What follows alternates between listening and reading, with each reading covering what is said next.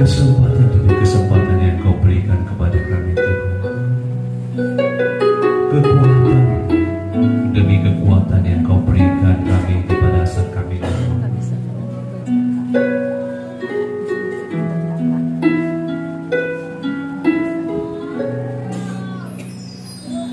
Kekuatan di hidupku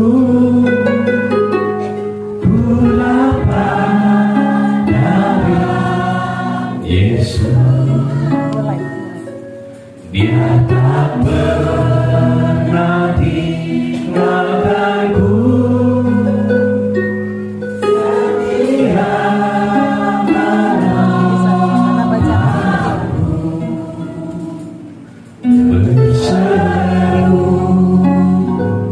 berharap dalam Yesus. Sekali lagi kekuatan.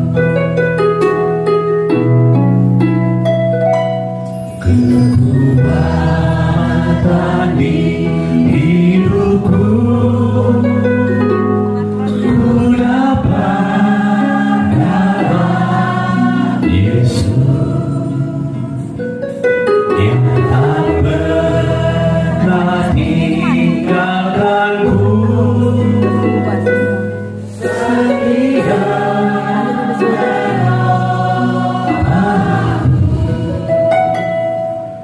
berseru berharap dalam Yesus. Ajaib Kau Tuhan,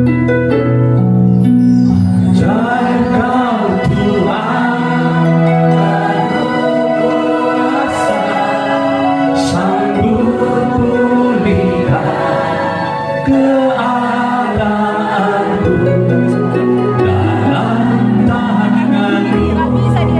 Seluruh hidup tak akan goyah selamanya.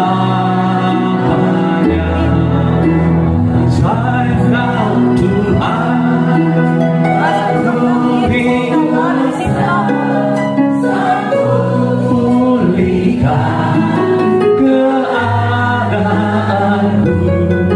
Dalam tangan-Mu seluruh hidupku tak akan goyah selamanya. Amin. Lagu ini menceritakan satu kesaksian di mana waktu kita lemah, Tuhan memberikan satu kekuatan yang luar biasa. Bapak Ibu yang terkasih di dalam nama Tuhan Yesus, saya senang ketika mendengarkan kesaksian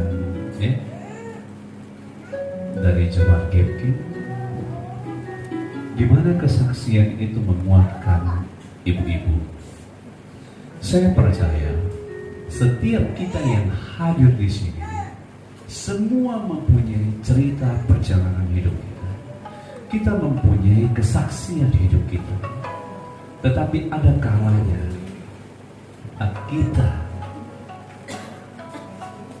tidak mau merespon apa yang sudah kita terima dari Tuhan.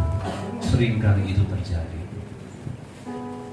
Padahal Bapak Ibu, ketika Bapak Ibu setiap harinya, setiap minggunya, Anda berdiri di sini, Anda memberikan kesaksian, Anda sudah melakukan, Anda sudah mendengarkan firman Tuhan, Anda sudah melakukan firman Tuhan, Anda sudah memberitakan firman Tuhan, dan Anda sudah memenangkan jiwa-jiwa untuk kemuliaan Tuhan. Amin. Ya, saya akan memutarkan film. Mungkin Angel, kalau yang itu tidak bisa, lanjut saja. Coba kita putar satu cuplikan yang saya rekam di hari Sabtu kemarin di tanggal 22. Bagaimana keajaiban Tuhan terjadi di dalam hidup saya. Ya, saya akan memutarkan satu film yang kami rekam oleh anak saya dan keluarga saya, karena kami sangat merasa ini adalah satu keajaiban Tuhan. Ya, yang saya rasakan mulai dari tahun 2007 sebelum saya bertobat. Saya ada memasukkan susuk di tubuh saya, yaitu susuk emas, ya. Di wajah saya itu ada 4 susuk emas, di tangan kanan dan di tangan kiri saya ada 2, di bagian betis kiri dan betis kanan itu ada 2, dan di bagian punggung saya itu ada 1, ya. Nah, waktu saya menerima Tuhan Yesus, saya bermimpi dengan kekuatan doa, ya, susuk itu keluar dari di mana waktu saya pasang, ya. Jadi waktu saya bermimpi 2 hari, ya, berturut-turut, itu susuk yang ada di wajah saya itu keluar. Artinya saya sudah memahami ketika saya mengaku dengan mulut saya percaya kepada Tuhan, bahwasanya susuk itu tidak berkuasa lagi terhadap diri saya, ya. Dan mulai dari tahun 2009 ketika saya menerima Tuhan Yesus, saya tidak pernah lagi meronsen wajah saya apakah fisik dari susuk emas itu masih ada di wajah saya, ya, karena itu waktu itu dipasang oleh guru saya itu ada 4, ya. Nah, 6 tahun yang lalu saya pernah membawa sepeda motor. Saya ingin menyetor uang di Bank BRI di Pasar 1, ya. Waktu itu saya membawa sepeda motor. Saya tidak begitu paham membawa sepeda motor, jadi mungkin dengan kecepatan yang agak berlebih, sehingga waktu saya ngerem, saya cuma ngerem di sebelah kanan saja. Saya tercampak, ya, dada saya ini terantuk, ya, dengan aspal, ya, sehingga saya diangkat oleh beberapa satpam security yang berada di Bank BRI Pasar 1, ya, itu 6 tahun yang lalu. Setelah itu ya uang saya itu diselamatkan, ya. Nah, waktu itu saya bilang sama security, dengan sulit sekali saya berbicara bahwasanya ada uang saya di bagasi sepeda motor itu, nah mereka ambil karena saya sudah sering store ke Bank BRI. Nah, setelah itu mereka membawa saya, mengantar saya ke Rumah Sakit Karya Husada. Nah, waktu itu saya di ronsen satu tubuh, ya. Setelah selesai ronsennya, dokternya datang mengunjungi saya, ya, di dalam ruangan UGD. Dia bertanya kepada saya, ini memang sudah saya simpan 6 tahun, jadi saya beberapa hari ini mencari hasil ronsen saya itu entah kemana, ataukah udah dibuang sama anak saya. Tetapi anak dan istri satu keluarga semua mengetahui bahwasanya dari hasil ronsen itu ada 1 batang seperti jarum, ya, yaitu jarum emas, ya, susuk yang pernah saya masukkan di tubuh saya, ya, di bagian punggung saya itu terekam oleh ronsen, ya. Nah, waktu itu dokter bertanya, mereka bingung, ya, ini sebenarnya ada yang patah atau ada seperti apa begitu. Akhirnya saya menjelaskan, ya, kepada dokter bahwasanya di belakang punggung saya itu saya pernah memasukkan susuk, ya, jadi terekam oleh ronsen itu. Nah, di sana aja lah dia. Setelah itu Bapak Ibu, saya tidak mengingat lagi tentang susuk saya yang di punggung, ya. Saya tidak mengingat lagi. Tetapi mulai dari tahun 2009, ya, ketika saya menerima Tuhan Yesus sebagai juru selamat, cuma di sini aja dia nanti. Itu jarum susuk yang ada di belakang punggung saya itu, kalau saya duduk seperti Bapak Ibu ini sekarang, nah, kalau saya bersandar salah sedikit, itu dia menusuk, ya, dia menusuk dan itu sangat sakit sekali, ya. Tetapi kalau setiap saya salah duduk dan saya salah bersandar ketika saya membawa mobil, itu jarum susuk itu menusuk, ya, sangat sakit. Dan saya percaya kita pernah alami, apalagi Bapak Ibu adalah seorang yang bertani, ya, mungkin sudah pernah yang namanya kena duri itu di dalam, dan saya percaya itu sangat sakit sekali ketika duri itu belum keluar, ya. Nah, itu terjadi sampai di tanggal 22 kemarin ini, sebelum saya bawa firman Tuhan di Lubuk Pakam, saya diundang, ya, di salah satu gereja. Nah, dalam 1 bulan, ya, untuk menuju ke bulan kedua ini, saya merasakan susuk yang ada di belakang punggung saya ini lebih sakit daripada biasanya, ya. Jadi setiap saya datang beribadah ke gereja itu saya duduk selalu seperti gini, langsung sakit ya. Nah, istri saya sering melihat saya. Nah, waktu itu teman saya itu beberapa orang berbicara tentang operasi, ya, tangannya pernah terjepit, operasi kecil, dan saya coba bertanya operasi kecil itu biayanya berapa? Ya, dia bilang ya mungkin bisa 2 juta sampai 3 juta tergantung dokternya. Ya, seperti itu gambarannya. Ya mungkin sama obat-obatan ya mungkin sekitar 5 juta. Saya berpikir ini nyesal juga saya ini masukkan susuk ini, ya. Ini 1 susuk ini 5 juta untuk mengeluarkannya, operasi kecil fisiknya. Saya pernah membuat 1 khotbah tentang kekuatan doa, ya. Dan saya juga pernah, ya, berkata di dalam doa itu kepada Tuhan seperti ini. Dalam 1 bulan ini saya berdoa kepada Tuhan, Tuhan, kalau Engkau izinkan susuk ini keluar dari tubuhku, biarlah keluarnya disaksikan oleh orang-orang terdekat. Itu yang saya doakan. Artinya kalau susuk ini keluar jangan terjatuh langsung. Tidak ada saksi, ya, tidak ada saksi yang melihat. Saya rindu ingin memberkati orang, ya, yang memasang susuk ataupun yang berdukung, ya. Nah, singkat cerita Bapak Ibu, di tanggal 22 malamnya, ya, di tanggal 22 malamnya, saya sudah menyusun khotbah yaitu tentang keberuntungan setelah bertobat. Ya, jadi khotbahnya itu sekarang hari ini yang mau saya khotbahkan ini, ya, keberuntungan setelah bertobat. Ini harusnya saya khotbahkan di Lubuk Pakam. Tetapi pada waktu itu saya mendapatkan WA dari yang mengundang saya sebelumnya. Mereka mengubah, ya, untuk memberkati jemaat yang di sana. Akhirnya malam itu saya membuka tablet saya tentang kekuatan doa. Saya baca, setelah selesai dan saya membaca firman Tuhan di kamar saya, Bapak Ibu, di sana juga ada namanya Alkitab Penuntun Berkelimpahan.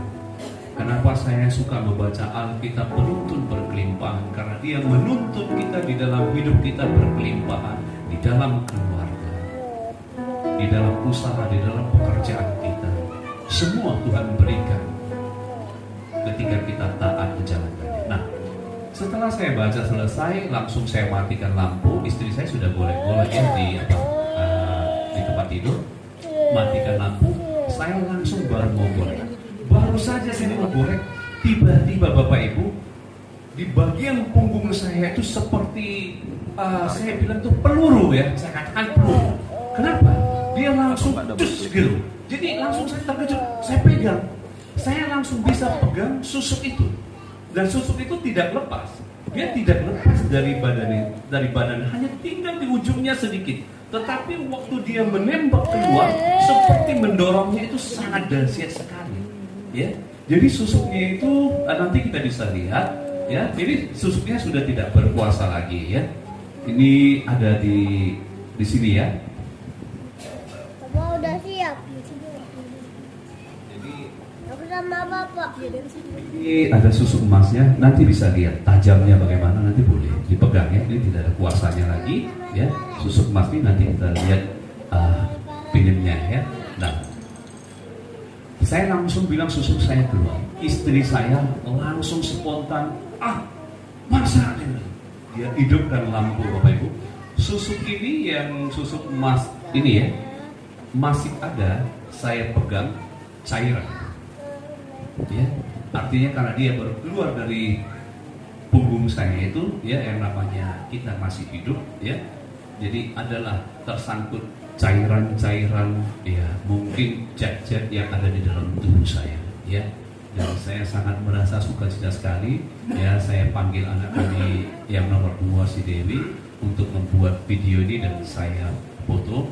Dan saya percaya ini nanti bisa memberkati orang-orang yang berdukun, orang-orang yang suka kedukun, orang-orang yang sudah memakan mantra-mantra, ya. Karena ketika kita memakan mantra-mantra itu adalah kutuk. Kutuk adalah kata-kata yang mengikat, yaitu penderitaan, yaitu sakit penyakit, ya, yaitu kematian, itu susuk, ya, di dalam okultisme, ya. Mari kita lihat videonya, ya. Nah, ya, ini adalah susuk.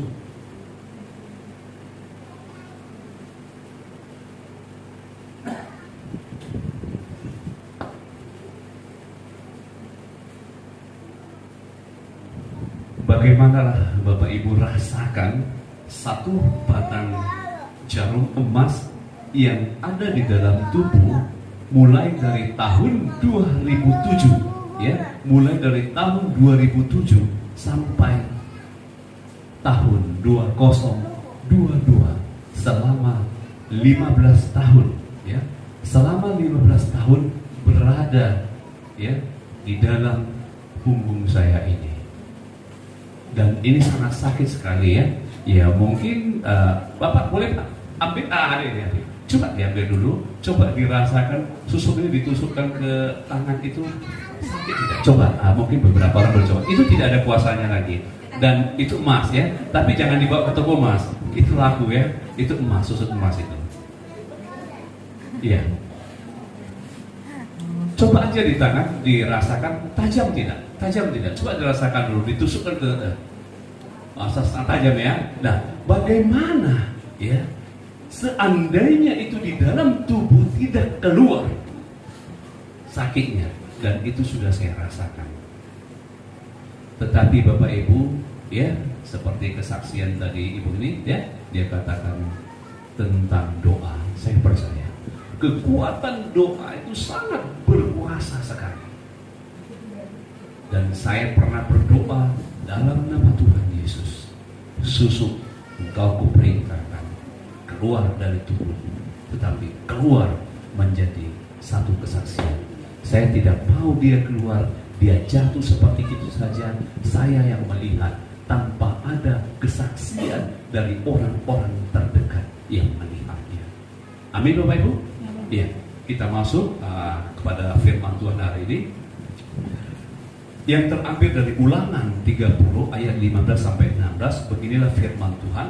Ingatlah aku menghadapkan kepadamu pada hari ini kehidupan dan keberuntungan, kematian dan kecelakaan.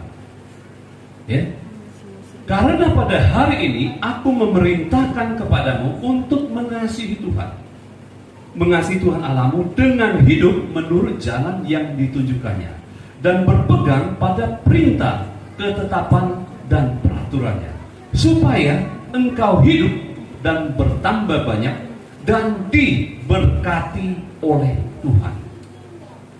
Diberkati oleh Tuhan Allah di negeri kemana engkau masuk untuk mendudukinya. Firman Tuhan katakan Bapak Ibu, ya, di dalam 1 Samuel 13 ayat 1 sampai 11, nanti Bapak Ibu boleh membacanya, ya.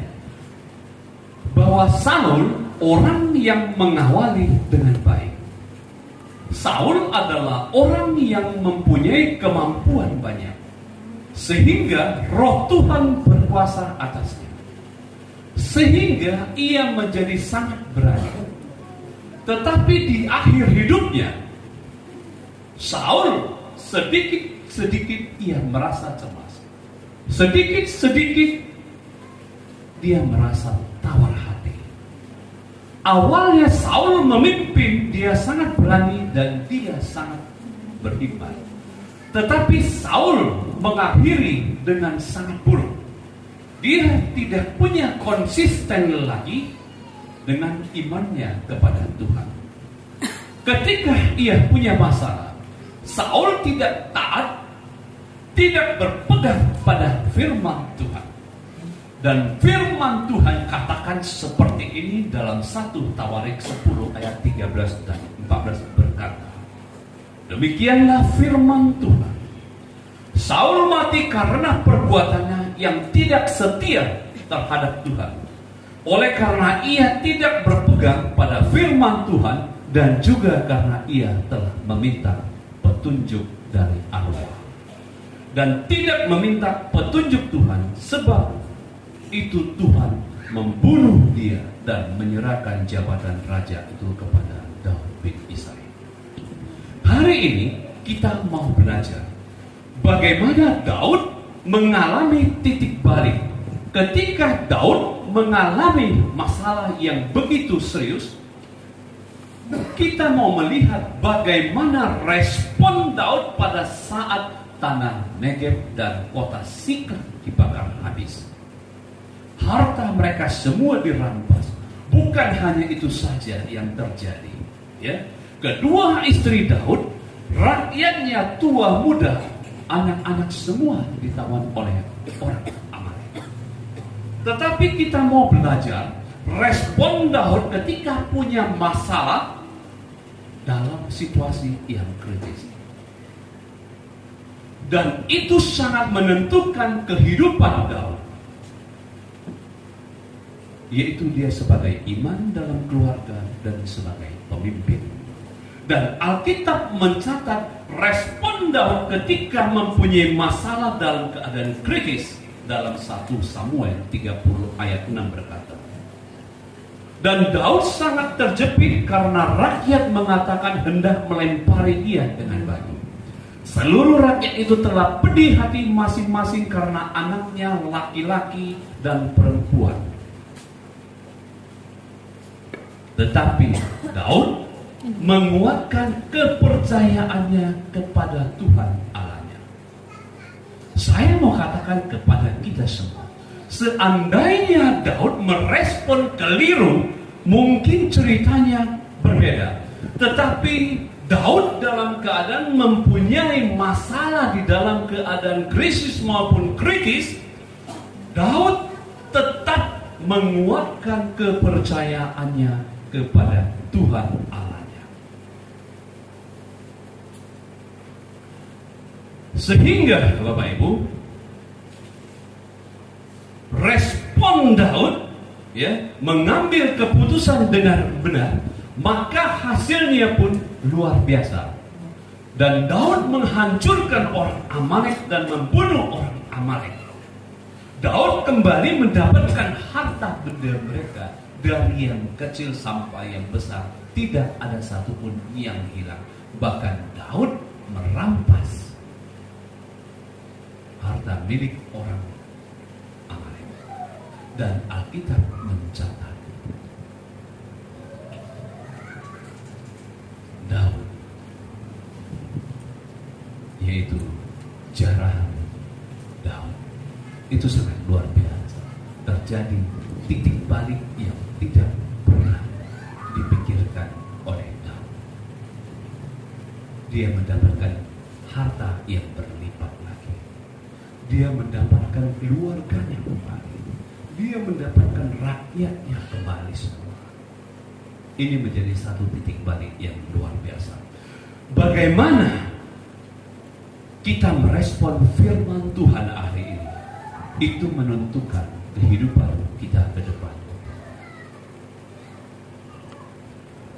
Di dalam Ulangan 30 ayat 15 berkata, ingatlah aku menghadapkan kepadamu pada hari ini kehidupan dan keberuntungan, kematian dan kecelakaan.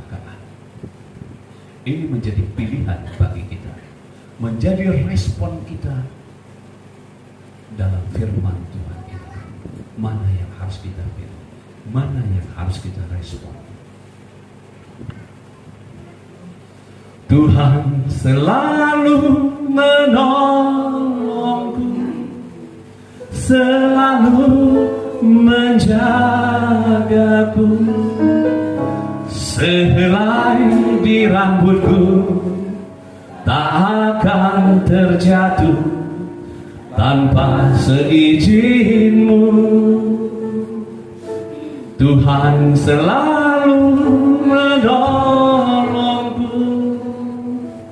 selalu menjagaku. mengenyangkanku dan peliharaku seumur hidupku. Saya mau katakan, hari-hari ini semakin banyak orang menjalani hidupnya dengan sembrono, dengan suka-suka, dengan ugal-ugalan, dengan sesuka hatinya. Banyak orang terpengaruh dengan cara pola berpikir bahwa nasib takdir sudah digariskan oleh Tuhan. Kaya miskin sudah menjadi takdir. Banyak orang menyatakan bahwa segala sesuatu yang ada di dunia ini sudah ditentukan Tuhan. Apakah demikian? Saya mau bertanya kepada kita. Dan banyak orang berkata, kita ini tidak bisa berbuat apa-apa. Manusia tidak bisa melawan takdir. Sehingga banyak orang cara berpikirnya, kalau memang sudah digariskan menjadi orang miskin, menjadi pekerja, menjadi kuli, menjadi pembantu, dan lain-lain, mana mungkin bisa jadi lebih baik dan sukses. Dan ini membuat banyak orang, sehingga banyak orang mengeluh menjalani kehidupannya dengan patah semangat, dengan putus asa. Banyak orang berkata seperti ini, buat apa saya rajin ke gereja? Cukup hari Paskah dan Natal saja. Toh hidup saya juga biasa-biasa saja, nggak diberkati, sama saja dari tahun ke tahun.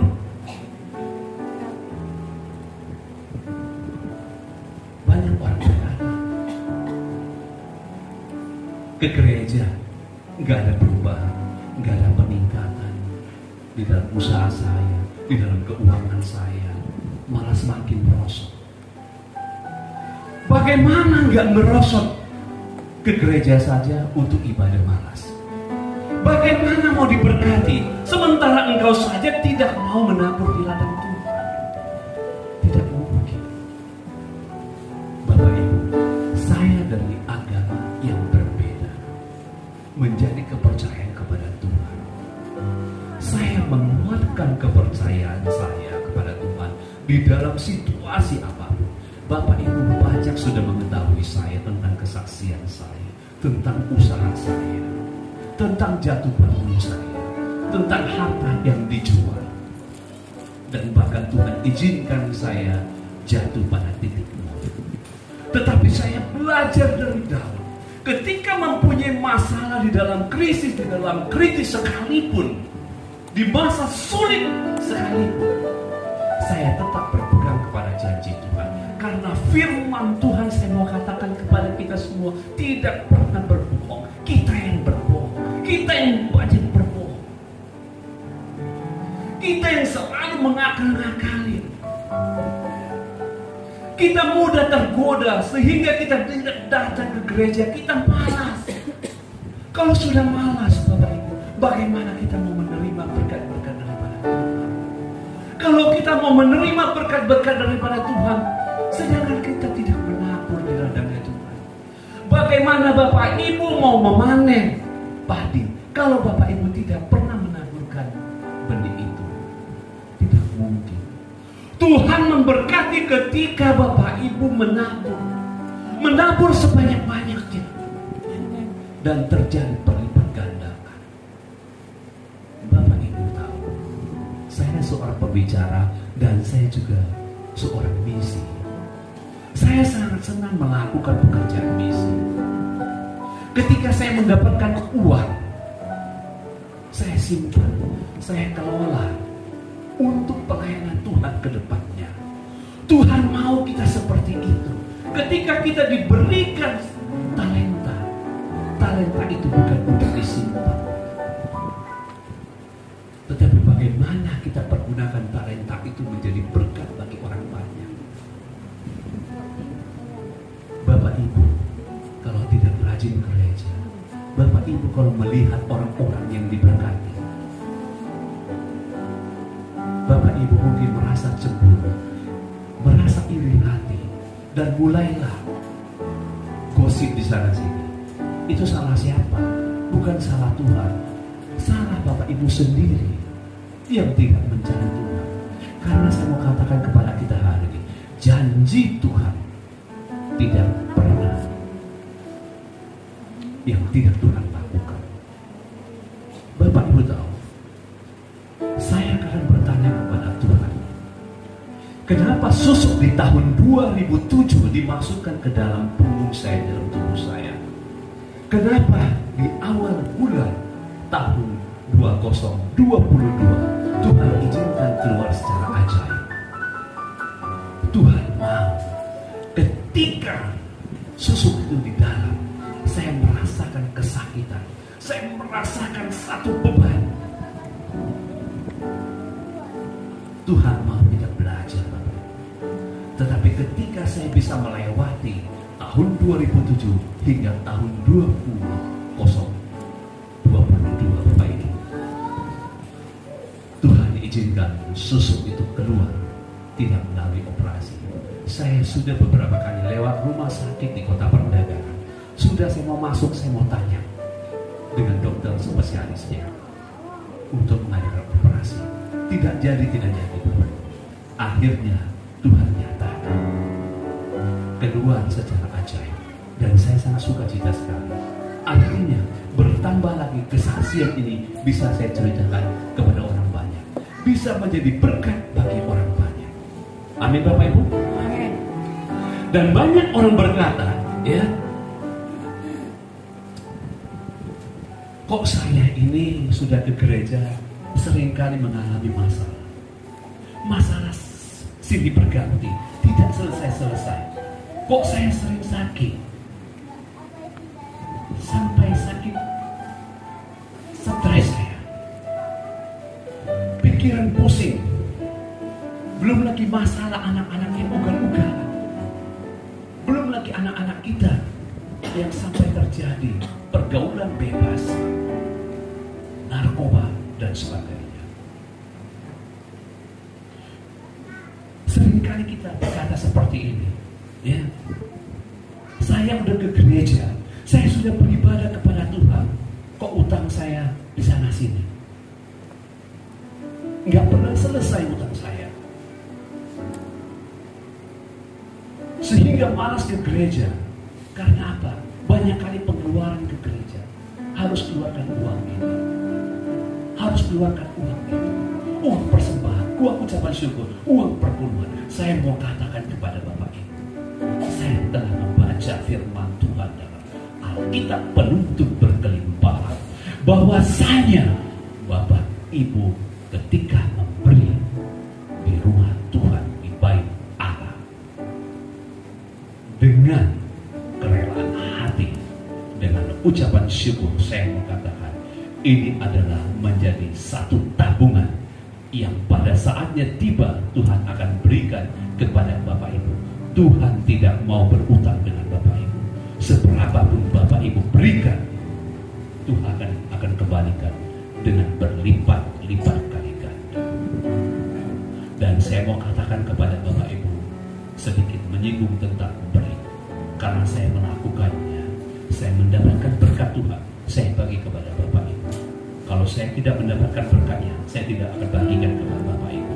Kalau saya baca tidak ada di dalam Alkitab, saya tidak mau percaya. Tetapi kalau saya baca di dalam Alkitab, itu ada ayatnya, itu ada firman-Nya, saya berani membagi kepada Bapak Ibu. Yang mau saya katakan kepada Bapak Ibu, jika kita adalah orang usaha, orang bertani, kita mampu untuk memberi, jangan ditahan. Berikan yang terbaik buat Tuhan dengan kerelaan hati, dengan sukacita. Saya yakinkan kepada Bapak Ibu, uang Bapak Ibu yang berikan untuk mendukung pekerjaan Tuhan di dalam rumah Tuhan tidak akan hilang, dan Bapak Ibu akan menerima pada saatnya. Tuhan akan memberikan pelipatan ganda.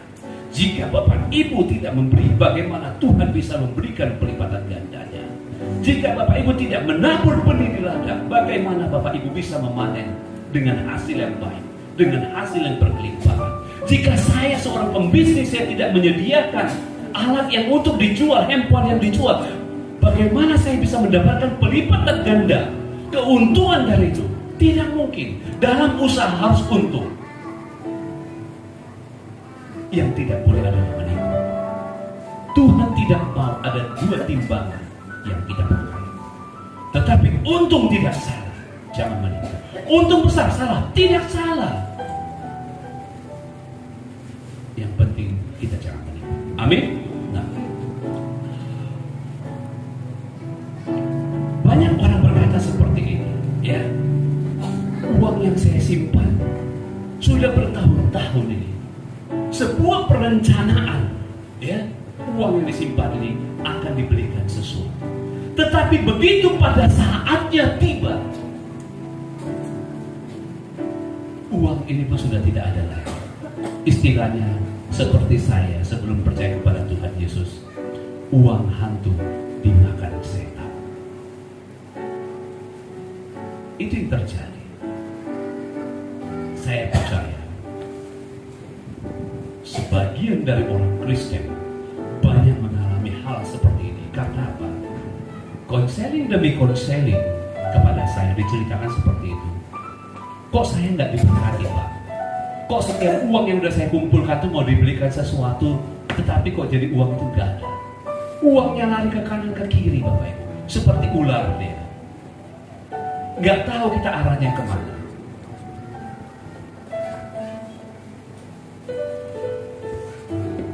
Sehingga Bapak Ibu, ya, banyak orang, ya, berkata, buat apa saya rajin beribadah ke gereja? Buat apa saya rajin bekerja keras lagi? Buat apa saya usaha sekuat tenaga? Bukankah saya tetap saja hidup miskin dan begitu-begitu saja? Tidak ada perubahan. Dan akibatnya semakin banyak orang menjalani hidupnya suka-suka dan ugal-ugalan dan semakin sembrono. Dan mereka tidak menerima janji berkat daripada Tuhan. Karena mereka percaya hidup ini sudah digariskan, susah senang, miskin kaya sudah ditakdirkan. Sering ku tak mengerti jalan-jalan-Mu Tuhan, bagai di belantara yang gelap. Tanpa seribu tanya, namun tetap percaya, jejak-Mu Tuhan sungguh sempurna. Sering ku tak mengerti jalan-jalan-Mu Tuhan, bagai di belantara yang gelap. Tanpa seribu tanya, namun tetap percaya, jejak-Mu Tuhan sungguh sempurna. Ajarku memahami semua yang Kau ingini, agar hidupku puaskan hati-Mu. Bagi-Mu aku rela sepenuh hati menghamba, serahkan diri genapi karya-Mu. Amin. Ya. Bapak Ibu yang terkasih, ya, walaupun kita tidak tahu Bapak Ibu apa yang terjadi, tetapi ketika kita percaya dan taat hidup dalam Tuhan, Tuhan tidak pernah merancangkan kecelakaan bagi kita. Amin. Tuhan selalu merancangkan damai sejahtera buat kita. Ketika Tuhan mengizinkan sesuatu yang terjadi, masa-masa sulit di dalam hidup kita, kita mau belajar seperti Daud, menguatkan hati, tetap percaya kepada Tuhan. Saya mau bertanya kepada kita, apakah ada jaminan orang sukses anaknya pasti sukses? Tidak. Saya punya teman masa kecil, orang tuanya sukses, orang tua kaya, kaya segalanya, punya segalanya. Tetapi Bapak Ibu, anaknya hancur-hancuran hidupnya, menghabiskan harta orang tua, pergaulan bebas, obat-obatan. Itu yang terjadi. Apakah orang yang fisiknya cacat sudah pasti tidak bisa sukses?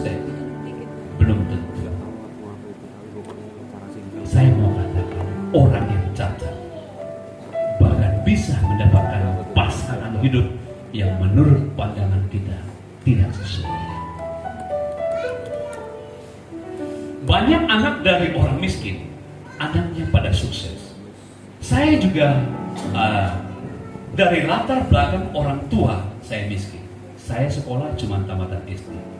Tetapi kehidupan saya lebih baik daripada teman saya yang orang tuanya kaya. Akhirnya hidupnya hancur-hancur. Narkoba, pergaulan bebas, dan jatuh pada titik nol. Bapak Ibu yang terkasih di dalam nama Tuhan Yesus, saya dulu pernah memilih hidup saya di luar Tuhan, yang nampaknya hidupnya sangat mempesona. Tetapi Bapak Ibu, kenyataannya tidak seperti itu. Jadi Bapak Ibu, ketika kita melihat hidup orang sepertinya mempesona Bapak Ibu, kita tidak tahu isi dari dalamnya. Tetapi ketika kita hidup di dalam Tuhan Bapak Ibu, sudah pasti ya dan amin, orang itu diberkati. Dan saya mau katakan, kenapa Allah biarkan itu terjadi di dalam hidup kita? Karena Tuhan kita sebagai manusia, kita diberikan kehendak bebas untuk menentukan hari ini apa yang benar dan apa yang salah. Dan kita dibentuk sesuai gambarnya, dan kita diberikan kuasa untuk menentukan pilihan dalam hidup kita. Bagaimana kita merespon firman Tuhan, itu menentukan kehidupan kita ke depan. Ketika kita taat memilih hidup di dalam Tuhan, kita akan diberkati. Dalam firman Tuhan katakan, kita mendapatkan keberuntungan. Keberuntungan itu Bapak Ibu sangat banyak sekali. Hidup dalam Tuhan. Kecelakaan, kematian sudah pasti binasa. Mati pada belum waktunya. Mengalami sakit penyakit yang aneh, yang sulit sembuh. Hidup dalam kesusahan yang berkepanjangan. Itu hidup di luar daripada Tuhan. Bapak Ibu, ketika saya dulu hidup di luar Tuhan, kehidupan saya sepertinya mempesona sekali. Punya mobil, punya uang. Tetapi Bapak Ibu tidak tahu, kehidupan di dalam keluarga tidak seharmonis yang Bapak Ibu bayangkan. Tetapi saat ini saya hidup di dalam Tuhan Bapak Ibu, saya mendapatkan anugerah kebaikan daripada Tuhan. Tuhan berikan, Tuhan cukupkan.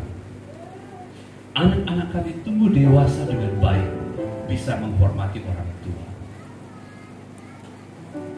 Bapak Ibu, saya belum pernah menerima artinya bonus dari anak ya. Anak saya yang pertama cukup luar biasa sekali ya, si Teguh ya, yang memenangkan kami menjadi orang Kristen satu keluarga. Dia kuliah 1 tahun, setelah itu dia bekerja ya di salah satu perusahaan lampu LED. Setelah 2 tahun dari sana, dia lompat bekerja lagi, masuk di perusahaan yang lebih besar ya, yaitu perusahaan sawit yang cukup besar. Nah, waktu dia mengikuti tes Bapak Ibu, dari 30-an orang, dia juga tidak tahu hanya satu yang dipilih Bapak Ibu.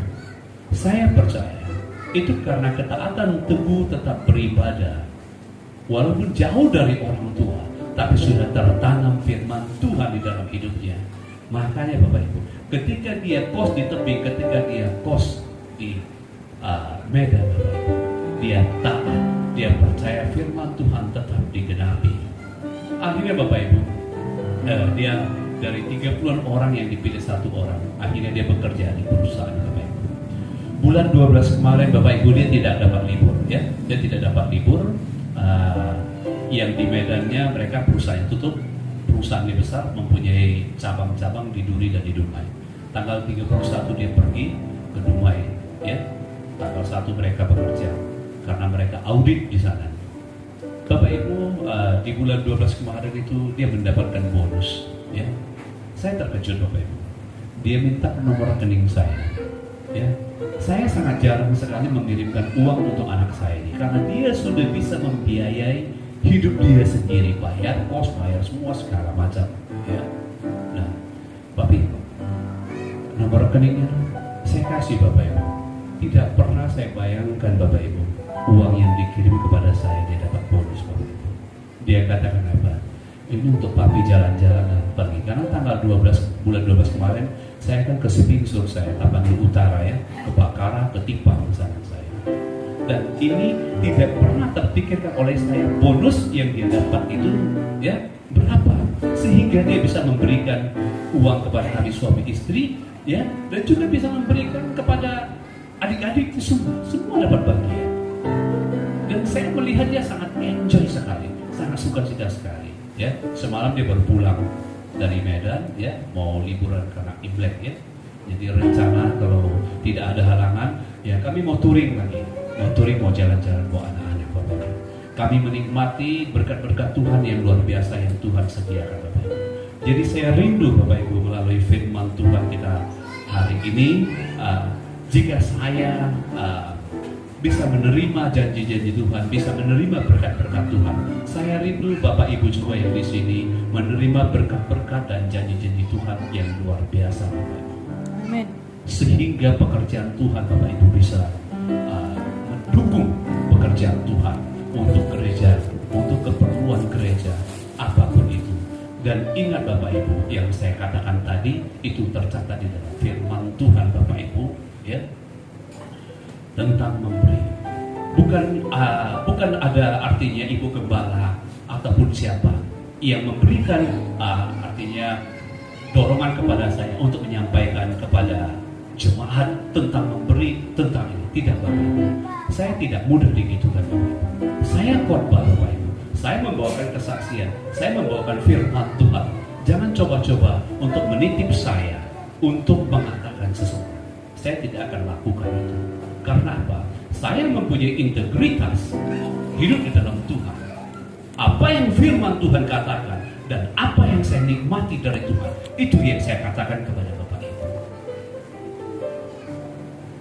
Nah, jadi bukan seperti saya khotbah di sana, Pak Ayang, nanti tolong ya, bilangnya gini-gini ya. Wah, jemaat saya ini payah kalian ini begini-begini. Tidak, saya tidak mudah seperti itu. Saya diundang bukan karena uang. Saya diundang karena Tuhan Yesus baik Bapak Ibu. Amin Bapak Ibu. Bila kau izinkan sesuatu terjadi, ku percaya semua untuk kebaikanku.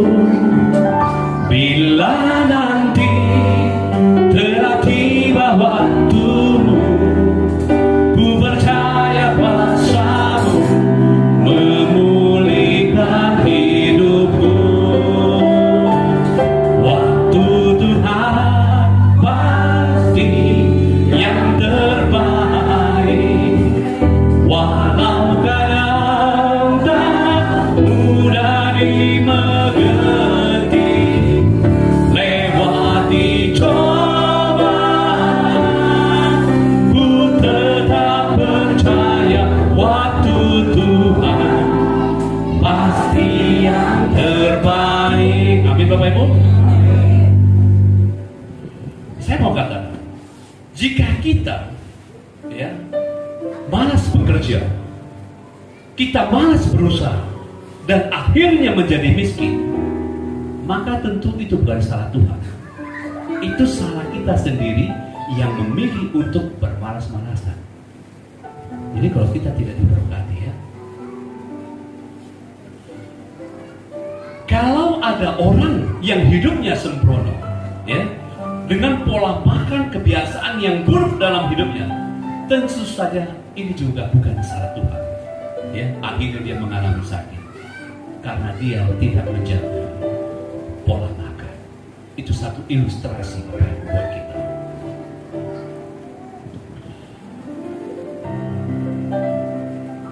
Mungkin dalam hati kita, ya, kita sering bertanya, saya sudah melakukan yang baik, tetapi kenapa hal yang buruk terjadi dalam hidup saya? Saya telah berusaha membuat pilihan yang benar, tetapi kenapa hal yang buruk menimpa hidup saya? Saya mau katakan kepada kita semua untuk mengakhiri khotbah ini. Jika kita mengalami situasi seperti ini, saya mau menguatkan kita bahwa sebenarnya Allah turut bekerja dalam segala perkara untuk mendatangkan kebaikan bagi kita semua. Keuntungan tujuan kita bertobat adalah agar kita menjadi serupa dengan Kristus. Apabila serupa dengan Kristus, maka kekayaan sejati akan mengikuti kita. Di dalam keserupaan dengan Kristus ada kekayaan sejati, dan kita mempercayai dan kita meyakini setiap orang yang taat berpegang pada janji Allah selalu mendapat pertolongan, perlindungan dari Tuhan. Semua orang ingin hidup sehat, umur panjang, penuh berkat. Namun firman Tuhan hari ini mengajarkan kepada kita rahasia panjang umur diberkati, berkelimpahan, dan hidup berkualitas, yaitu pilihlah setia kepada Tuhan. Ketika kita mendengarkan firman Tuhan yang menjadi pilihan bagi kita, kita beresponlah dengan benar agar hidup kita diberkati oleh Tuhan. Dan Tuhan akan memberikan berkat umur panjang, apa saja yang dilakukan, mendatangkan kebahagiaan, keberhasilan, dan sampai keturunan kita. Amin. Bila kau izinkan sesuatu terjadi, ku percaya semua untuk kebaikanmu. Bila nanti telah tiba waktumu, ku percaya kuasa-Mu memulihkan hidupku. Waktu Tuhan pasti dalam keadaan tak mudah dimengerti, lewati cobaan, ku tetap percaya waktu Tuhan pasti yang terbaik. Waktu Tuhan, waktu Tuhan pasti yang terbaik. Walau keadaan tak mudah dimengerti, lewati cobaan, ku tetap percaya waktu Tuhan pasti yang terbaik. Terima kasih Tuhan, kami sudah mendengarkan sebagian dari firman Tuhan. Kami percaya Tuhan, kami sudah diberkati. Hanya di dalam nama Tuhan Yesus kami berdoa dan mengucap syukur.